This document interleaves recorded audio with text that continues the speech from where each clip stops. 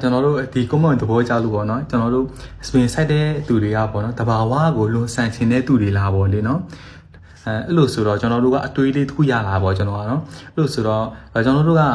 သွားမညီတဲ့သူတွေဆိုရင်ဗျာ breeze တက်တယ်လीเนาะ breeze တက်တယ်တန်ကြိုးတွေနဲ့ဗျာမညီမညာဖြစ်နေတဲ့ဟာကိုကျွန်တော်တန်ကြိုးတွေတက်ပြီးညှိညောင်လုပ်တာပေါ့လေเนาะအဲ့ဒါနီးပညာအကူအညီယူပြီးတော့သွားတွေကိုညှိအောင်လုပ်တာပေါ့နော်အဲ့ဒါကလည်းတဘာဝလို့ဆန်ကျင်သူလားပေါ့နော်အဲ့ဒါတော့လေအဲ့တပိုင်းပေါ့လीเนาะနောက်တစ်ခုကျတော့လေမျက်လုံးပေါ့နော်မျက်လုံးအားနေလို့ဗျာမျက်ကမှန်တက်တယ်ပေါ့နော်နီးပညာအကူအညီယူပြီးတော့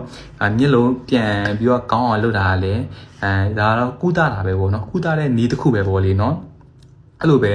ကျွန်တော်အယိုးကျိုးတယ်ဗျာအယိုးကျိုးဒီတိုင်းထားလို့မရဘူးလीเนาะအယိုးကိုပြန်တက်အောင်ခွဲစိတ်တာကလည်းတဘာဝလွန်ဆန်တာမဟုတ်ဘူးလीเนาะကျွန်တော်တို့ spin ဆက်တာလေအဲ့လိုမျိုးပါပဲခင်ဗျာကျွန်တော်တို့ spin တွေမရှိတော့တို့ spin တွေအတိုင်းအတာတစ်ခုဒီပြန်ထူလာစေချင်လို့ပေါ့ဗျာ